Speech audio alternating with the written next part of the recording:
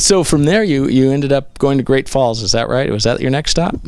Yeah, we went to Great Falls. Teleprompter Corporation bought the cable system in Eugene, and they had big ideas about doing other things, and they wanted to build a cable system in Great Falls, Montana.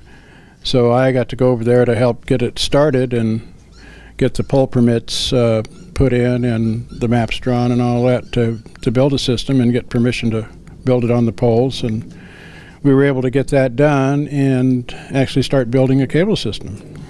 And that was very early days then. So, I mean, literally you were going around marking where those poles were, right? On the map. That's some teenagers.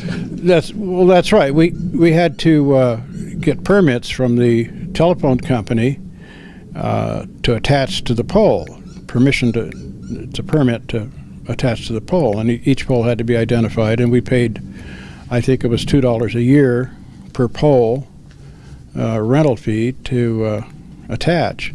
And these poles had to be marked on maps and everything. And the telephone company had to go out with their engineers and look at each pole and determine whether or not there was space to run the cable or not. And if not, they would have to make rearrangements on the pole with their equipment.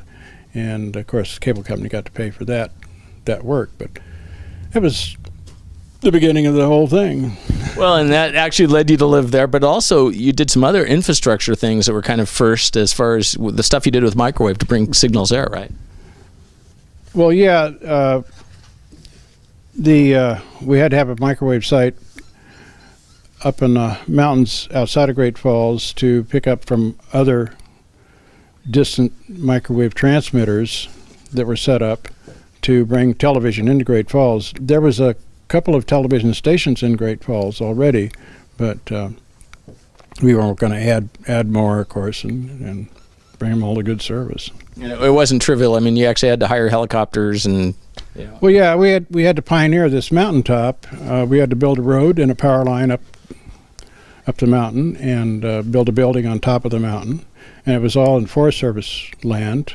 Most of it was. We went through private land at the bottom of the mountain to get access to the Forest Service part of it, but we had to get a Forest Service permit to build the road and build a power line.